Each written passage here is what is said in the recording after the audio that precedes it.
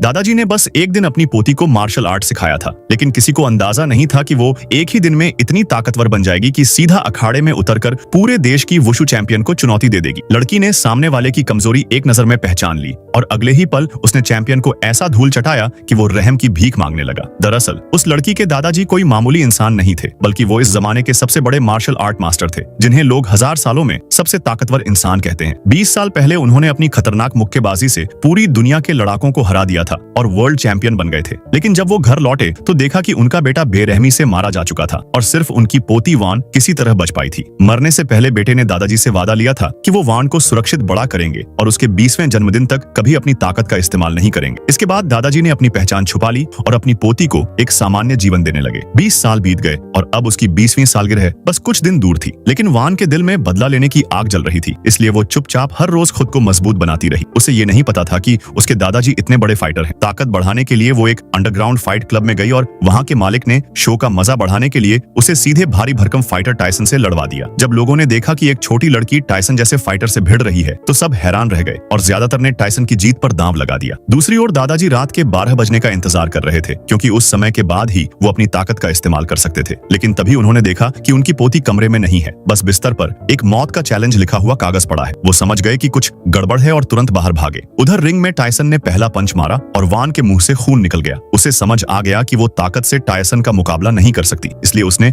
अपनी फुर्ती से बचाव करना शुरू किया और फिर जैसे ही उसे एक मौका मिला उसने टायसन को जमीन पर पटक दिया। टायसन ने हार मान ली, लेकिन अचानक उसने एक रहस्यमयी दवा खा ली और फिर से खड़ा हो गया। इस बार उसने वान को उठाकर जमीन पर जोर से पटका और वान बुरी तरह घायल हो गई, लेकिन वान की बदले की आग ने उसे दोबारा खड़ा कर दिया, मगर उसके पंच टायसन की ताकत के सामने बेअसर थे।